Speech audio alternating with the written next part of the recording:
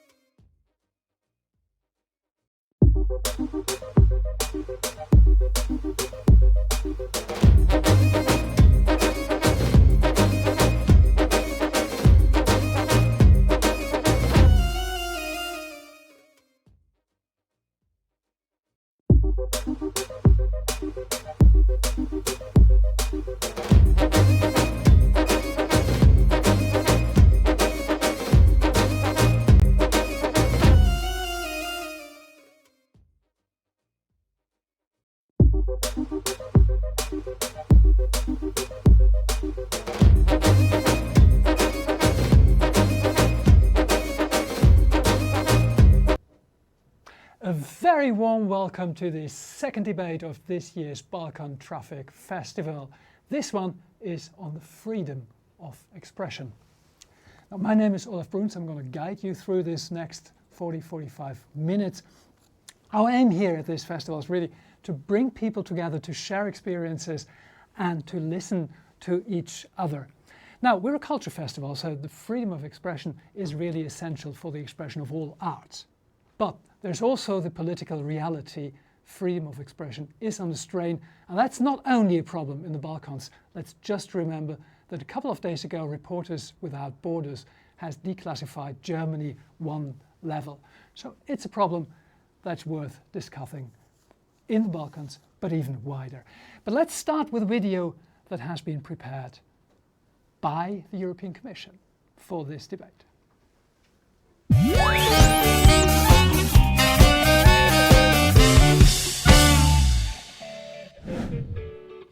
My name is Kristina Dimitrova and I am an aspiring journalist from Skopje, Macedonia.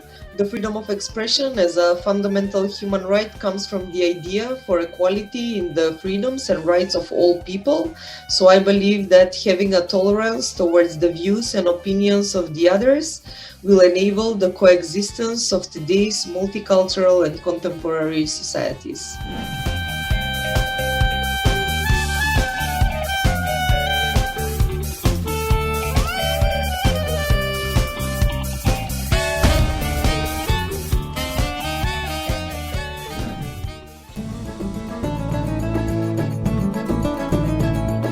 The focus of the project was on cultural and artistic cooperation as the driving forces that connect diverse places. The project's main goal is to create a network of 10 museums from the program territory. We have also fostered artistic exchange through laboratories and workshops from various fields of art and creative industries.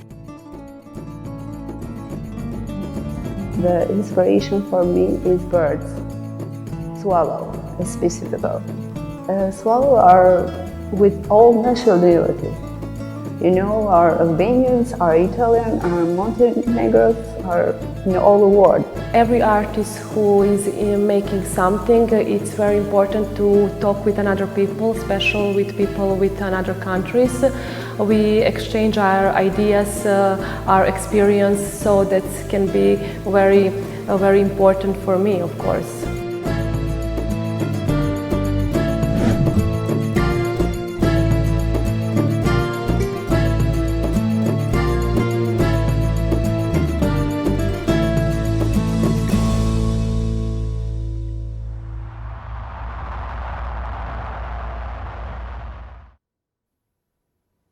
So before I introduce all the speakers in this debate, maybe just some words to our guests. We have 4 or 5 participants, and I'm doing a lot of talking in this debate. So I would just ask you to try to be concise in your answers, because we're trying to get a bit of a debate going. And also, we're a culture festival, so we're not doing any protocol. I'm not working my way down from the most senior position to the most junior position. I rather give more speaking time to the youngest between you. So I might interrupt you at occasions, and that's not because I want to interrupt you, but that's because I want to get a debate going. Just one point, we have a cartoonist working for us during this debate, and you will see some of her cartoons during this debate and at the very end, so be warned of that. Of our participants, you have already seen Christine and Milena in the video, so I start with Fioralba Čakaj, who is a lecturer at the Faculty of Law in Tirana and a former Deputy Minister of Justice of Albania. A very warm welcome. And Thank you very much. Sławomir Tokarski, here with me in the studio, who is the Director of the Directorate for European Territorial Cooperation at the Directorate General for Region and Urban Policy of the European Commission. I exercised on that, but is that right? That's perfect. Thank you very much. And you have already seen them in the video, Kristina Dimitrova, an aspiring journalist, but somebody who already covers topics like disinformation, very relevant to the debate we're having now, and who's acted in the field of non-formal education. And we have Milena Raznatovic, a project manager of the Ministry of Culture of Montenegro, also representing the project Monet, which we have also already seen in the video. So my first question to you, Milena, really, how important is artistic cooperation for the freedom of expression?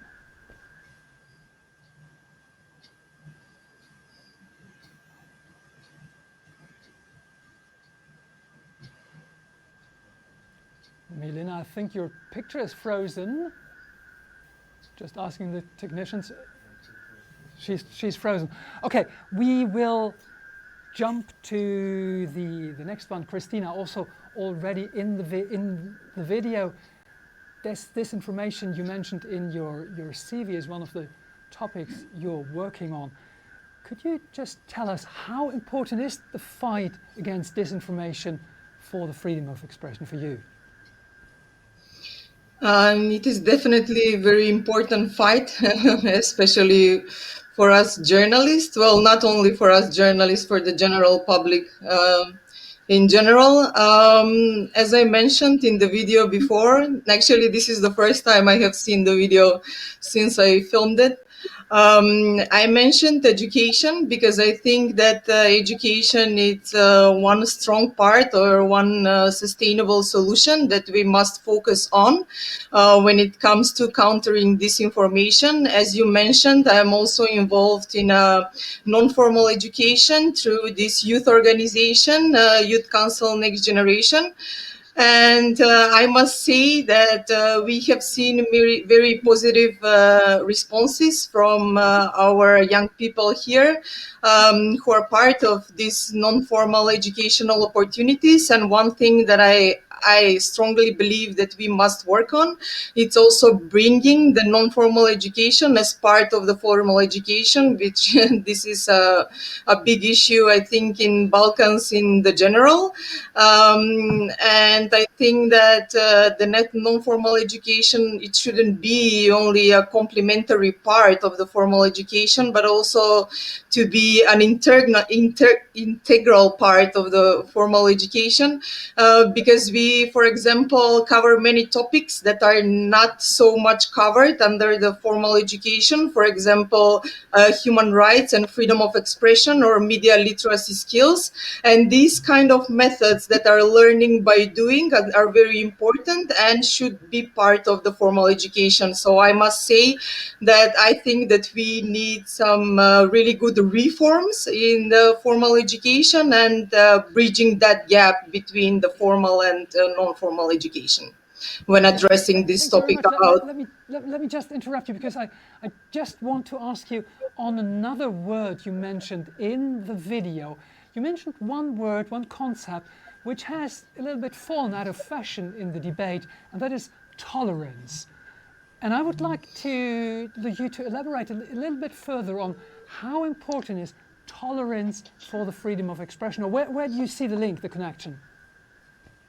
Yes, so basically, I mean, living in this multipolar and multicultural contemporary societies, as I say, we must find tolerance and understand towards other people's views. And this is something that we can achieve with awareness and quality education. And when I'm speaking about quality education, I'm not speaking only about the specialized media literacy or human rights education. I'm speaking in general a quality education, because it has been shown in the last article that I covered as part of the CE Youth newsroom that those nations who offer a higher quality education are more resilient toward fake news and disinformation. Very, very important point indeed. Could we just try if Milena is reconnected and if we can hear her now? Yes. Milena, the importance, the question was, after the video we've seen, the importance of artistic cooperation and the link you see to the topic of this debate, freedom of expression. Thank you. I'm sorry for my little disappearance.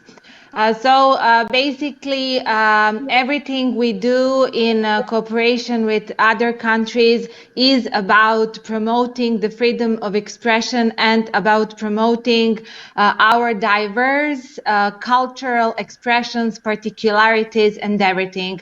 Our project Monet is also about that. It was funded by Interreg cross-border cooperation program, Italy, Albania, and Montenegro.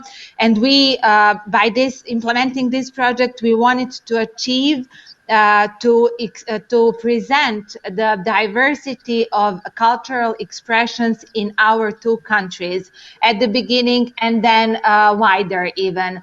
And I think that we achieved with cultural exchanges and with artistic exchanges, I think we achieved our main goal, and that is to connect diverse artistic expressions, cultural expressions, and also diverse institutions dealing with culture in our three countries. Thank you. Thank you very much. I turn to a former policy maker, Fioralba. As a former Minister of Justice, what are the steps really you would recommend, and that is true for Albania, but also what for other countries, steps to increase, to improve the freedom of expression in your countries? Thank you for this question. I know that I should be very short in presenting the needs we might have as a region, but also worldwide nowadays. First of all, I would link it with the need to provide a safer environment for journalists in Albania, but also in the Western Balkan. If we want to have a freedom of information, freedom of expression guaranteed, we should start by empowering the journalists, because I strongly believe that the power of the media stands with the power of journalists, not just to the operators or to the economic entities that support the media. And in this regards, in Albania, for example, there is a need for stronger intervention to protect the labor rights of the journalists. There have been reported cases where journalists are not sufficiently paid social insurance, they do not have stable contracts. Sometimes women journalists cannot take a full parental leave because they're afraid of losing the job. And if journalists are exposed to both political pressure from one side and economic pressure from the other, then the quality of their work should be diminished, or they would not be able to operate at their full potential. And another problem, which I think is worldwide, is to somehow think of the new dilemmas and new equation we have with a Web 2.0. In this in society of information we live, where the online media is taking much and more audience from the traditional media, we have to expose some questions. If journalist work, for example, is protected against forfeiture or theft in respect of copyright, if fake news are detrimental to someone's reputation or not. And there are lots of debates we can pose in here. If this is a matter to leave for the self-regulation of journalists, or the state at a certain point should intervene. And in Albania, while I was working at the Ministry of Justice, we had like a very strong debate on the need of an intervention in the law of media. And still the law is pending for approval because it had lots of opposition.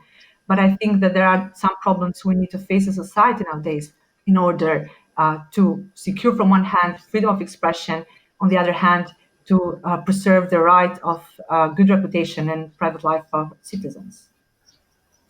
Thank you very much. I would like to turn to my guest in the studio finally, Sławomir. How can DG Regio support concretely the freedom of expression? And I would like to answer to raise this question in the Balkans as well as in the rest of the European Union, because there are problems further than only in the Balkans.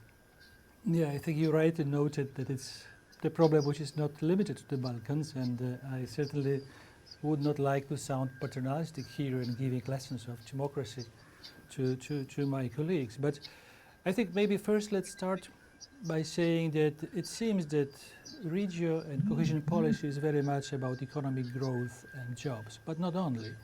Because in the end, what we are trying to do, we are trying to build trust, empathy, and sympathy on both sides of the border. And for this, people should be free to speak up their minds, to say what they believe in and what they are. And I think this is also necessary for democracy, because democracy is dead without active and participating citizens. And freedom of expression is something that citizens need in order to be visible, to be active and participate. And that is why we care. And maybe one more thing which I would like to throw into the debate is that we often lament the fact that young generation is not very much involved in democracy or in what's happening in social, economic, political life. But on the other hand, we see that they care a lot about not only what economic grows, but also how it is happening, whether it is just, solidary, and fair. And I think this is also the way to involve young people to our projects, because this is something which is appealing to them very, very strongly. Now, may we, thank you very much, Slawomir.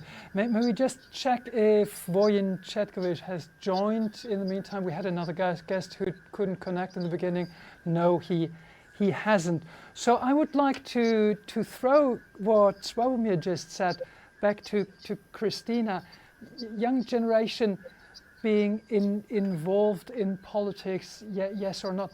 How do you see this? This is obviously probably totally not a question to you personally, but if you look at your peers, is involvement in politics, in society at larger, something that is done, that is important for other people of your generation? Well, on one hand, I have to say that politics is in many different fields, maybe even too much persistent in this whole conversation. But when we speak about young people, if they're enough involved, I think we are lacking some social responsibility. That's definitely one thing I have to say. And so I think we should always work on these social values. That's why I said before that education, quality education, and raising awareness of these different social issues among young people, also raising their social responsibility and active citizenship. I think they should also involve in this.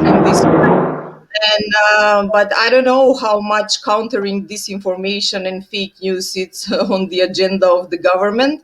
I think what has been interesting about Macedonia, it's what happened when we are speaking about young people.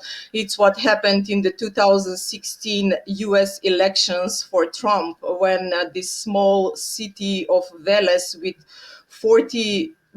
around 40,000 citizens basically developed more than 150,000 fake websites in favor of Trump, and this basically exploded in US, and even they said that maybe it modified the turnout of the election. And even after, and even Mark Zuckerberg and Hillary Clinton have publicly declared this, and even after this blowout, still we didn't got the message enough. I think that we need to work on this. And I mentioned the young generation because these websites were basically maintained by people who were not even 18.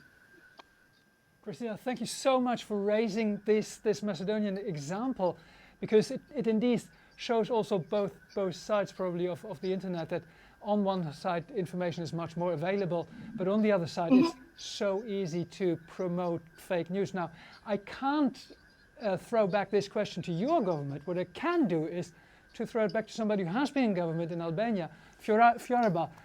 The education, which Christina now mentioned several times already, education and fake news or disinformation, how you want to call it, is this a topic in Albania? Mm-hmm. As I mentioned previously, it was a very heated debate when we as government tried to somehow regulate fake news and defamation and bring some changes in the law of media. And there were conflicting interests. From one side, journalists didn't want to have the regulation by the government, saying that we are independent power and we're able to self-regulate. On the other hand, as government, having into consideration the fake news and also their impact on the society, in the democratic processes such as elections, but not only. We were determined that there is a need for regulation. There is a need to protect citizens' life and also their private life, and there is a need to balance both of them. I would say that at a certain point of time, we need to intervene. We just have to be very careful to make a proper assessment about the conflicting interests, because freedom of expression in itself is very complex. And it's a freedom which, as it was conceived in its basis, is a negative freedom, which asks the government to stay away. I mean, to do nothing and let freedom be expressed by different means. On the other hand, we need a regulation exactly to accommodate different interests. With regard to education, in fact, I really think that what Christina brought is important, and I'm happy to hear from a journalist. I believe, especially in the Balkans, when we have this post-communist system when we went through, there is a need to invest more in the education. And education, not just regarding fake news, but I would say also in terms of ethical behavior of journalists, to somehow remind their mission, which is to seek the truth, to give quality information, and not just copy paste information we find broadly now in media. I believe that because we are a society which move very fast, internet has make things going faster and faster. We tend to consume very much news throughout the day. And this puts journalists into the pressure to release news without checking sometimes the facts, without checking the resources. And sometimes they finish copying and pasting the news, which this diminishes pluralism of thought. Because if we have only one or two thoughts and two journalists working hard and the other copies, where is pluralism in democracy? So education is very important to guarantee freedom of expression in a democratic society. Thank you very much. As a journalist myself, I have to say you're basically speaking about the ambivalence of the internet and what it means for journalistic work. And it's true that there is more and more copy pasting, but it's also true that because information is for free basically now, there's less and less funding. There's less simply money coming into news organizations, which means even more difficult working conditions for journalists, and often no time, just simply. But I would like to throw this question: fake news, disinformation is coming up again and again when you debate, well, the freedom of expression, the internet, the whole media environment. How can the European Union take a stance there? Because it's such a difficult field. It's a thin line to thread. It's a difficult line. But what can you actually do?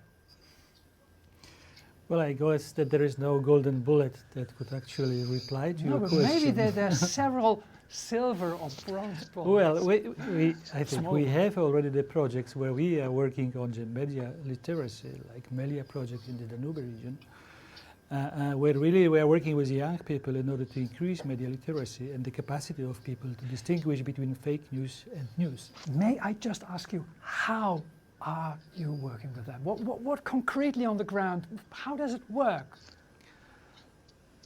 I think that we are trying to instigate in people a certain mechanism that is triggered when you are looking through the social media. So this sort of critical approach, trying to distinguish and trying to help them to distinguish what is true, what is worth my interest, and what is not. And again, I think this is interesting to hear that freedom of expression, of course, yes, but and this is indeed very difficult to tackle. And also in this sense, we often hear that we need freedom of expression because each side has a right to express its arguments or its position. But to do so, you also need, and I think it is important because we see that societies are being polarized, and we see that we are more and more sitting in our own bubbles of information and not talking to each other. One of the ways to actually move away from there, I think, is a local development, is recreating the communities which were to a very large extent actually shattered in the Balkans as the aftermath of the last events. And local development, where we really trust a group of people, local community, the idea of them devising the strategy and picking up projects to implement the strategy is something which rebuilds this trust, which rebuilds this capacity to talk to each other, and which also brings back the idea of democracy. So to me, it's also one of the most effective ways to combat fake news and to talk to each other. Well, Sławomir, you're serving me the next question on a silver plate, and I know it's probably a very difficult one, but maybe you have some ideas. But how can you rebuild communities? Oh, you see, we often tend to forget when we are talking about economic growth and well-being that what people are longing for is not only money or very often job, but also the feeling of belonging. And this belonging very often can be met as a social need by the fact that you feel a member of the community. When you're talking about resilience, and if you look at the original term of the word resilience, it's about community being able to get back to where they were. But they can do that only if they act together. They can do that only if they have people inside the community who are innovating, who are free to talk, who have new ideas. And then the community can move together. Just to give you one more example, telling something about the communities. When I talk to young people, very often the issue which rings the bell is social innovation, which means innovation for people, with people, and by people. And we have the competition, the prize every year for 50,000 euro, and we are getting thousands of applications from all over Europe. And most of them come from young people, and there are many of them who are coming from Balkans. So this is something, the values, the feeling of belonging, the need to rebuild the trust at least around you. It is something where we can help. Indeed. We're hoping for you. So thank you very much. I would like to jump back a little bit in time in this debate, but also because, as I said several times, we are a culture festival here. So the freedom of expression in the arts is another topic which is very interesting. And there I would, because you, Milena, you have been talking about freedom of expression and artistic cooperation already. May I ask you, perhaps to develop a little bit, where are problems actually for artists in the field of freedom of expression? Maybe a couple of examples, for example, from now or history. Where do they clash? I wanted to intervene with other speakers all the way because I think that culture as a tool and as a way of expression is the best way to foster the freedom, both the freedom of expression and the freedom of speaking and the freedom of intervening and the freedom of cooperation. And I think that that is the best possible way to express maybe even some things that would not be easy to express in other terms of communication, because art and culture is a very universal tool and very universal way to express what you think about everything. So even in our project, we had people and artists, very young ones, because the call and the project was about young artists to intervene, and they talked about, and they created artworks about history, about social topics, about what they felt, what they saw in Italy, Albania, and Montenegro, and what they felt about people, about places. And this exhibition we will organize at the beginning of May, and that would be, of course, virtual because of this COVID crisis.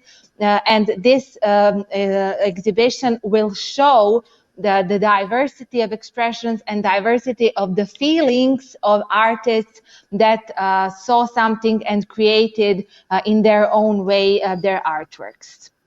Milena, when you work with these artists, is freedom of expression one of the topics that's being debated amongst you guys?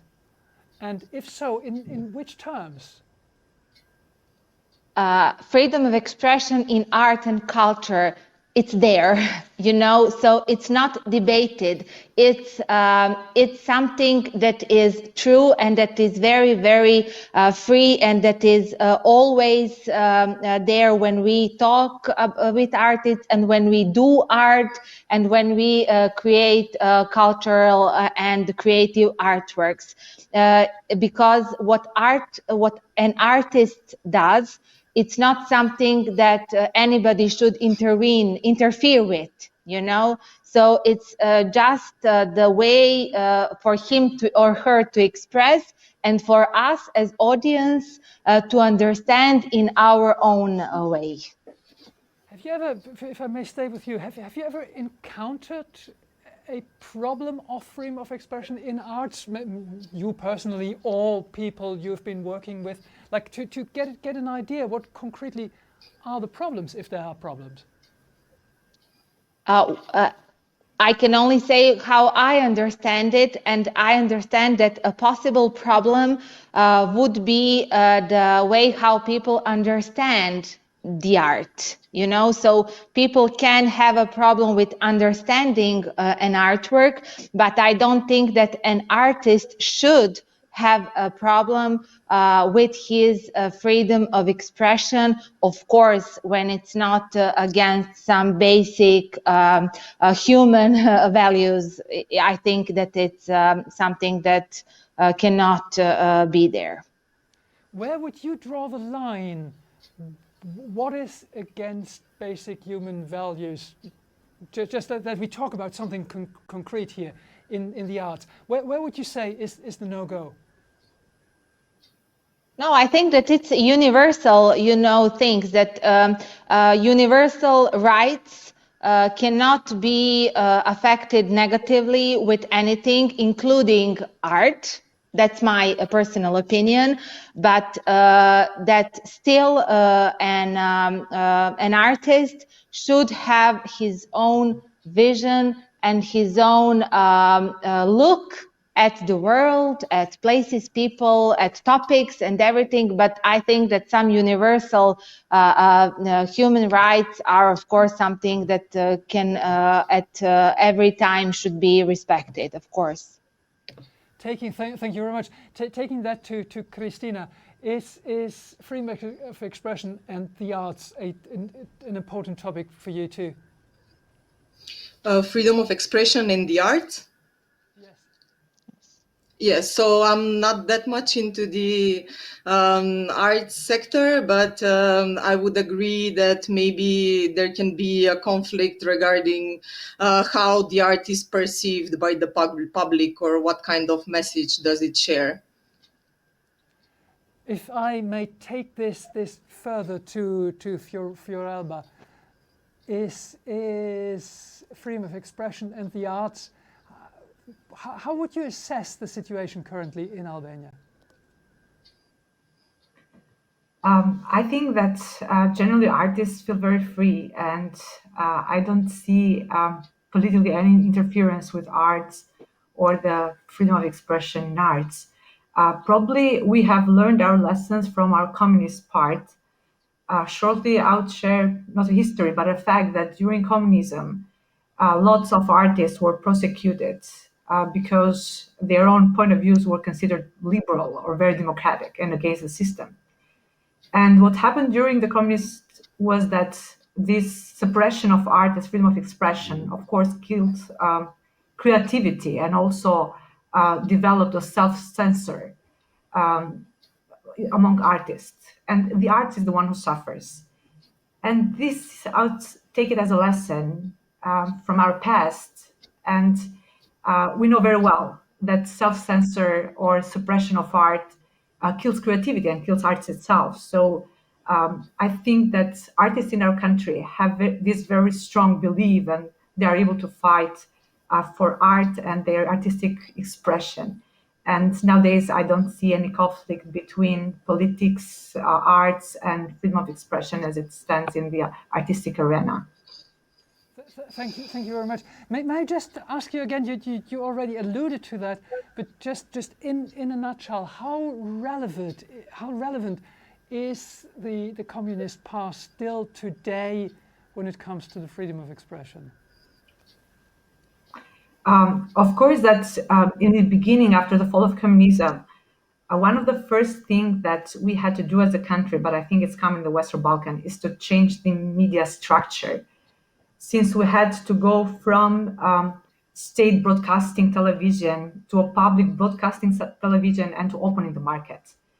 And of course, that the European Union, Council of Europe, and the OSCE presence in Albania has helped a lot in this transition in building a market where there is competition between different media outlets, but also in guaranteeing the training of different journalists. And as a lawyer, what I've appreciated strongly was the training of judges, because important we train judges and lawyers to know how to interpret freedom of expression to the highest European standards. And I refer here to a European Convention of Human Rights and its very broad jurisprudence on that.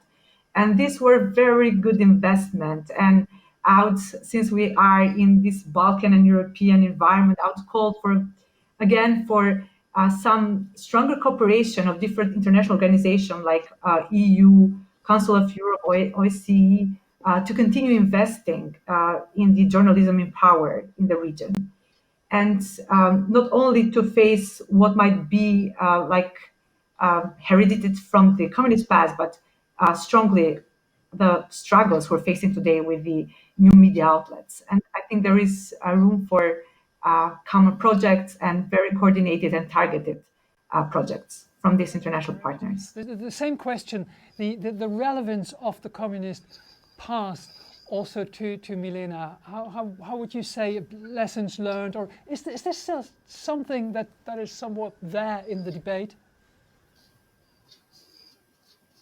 I think that we are going further and further, and that we are modernizing our society all over again, and that we are doing it better in the past years. And in terms of culture and arts, I think that the artists and culture workers and creative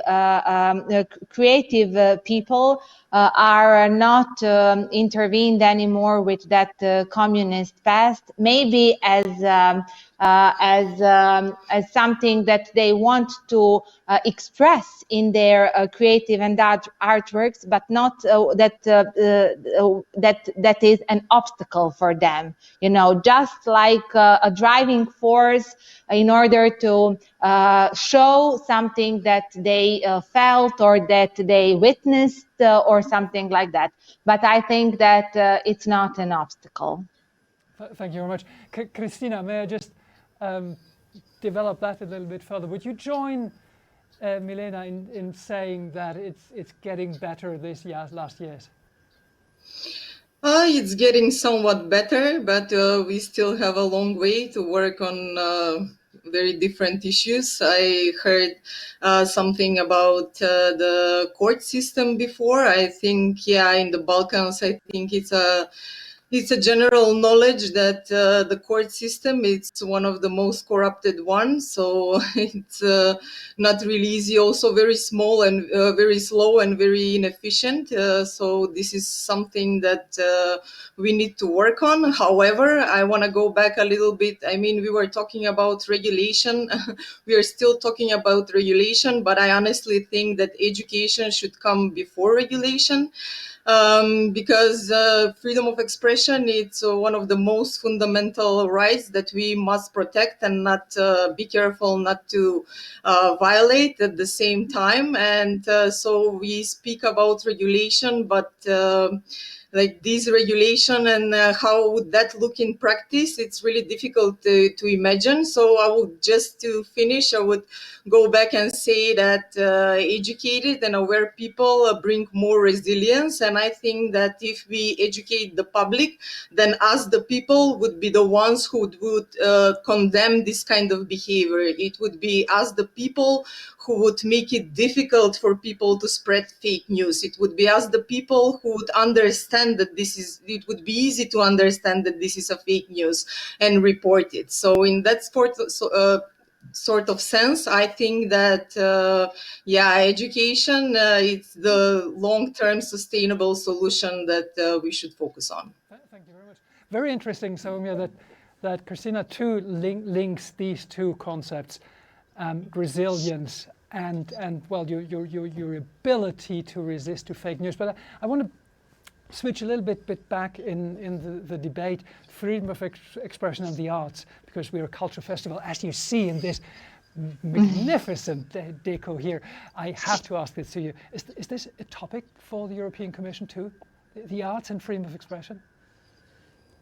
Well, yes, but let me maybe turn it slightly differently, because it's always a risk when institutional boomer is talking about contemporary culture that he will say something stupid. I'm there to ask the questions.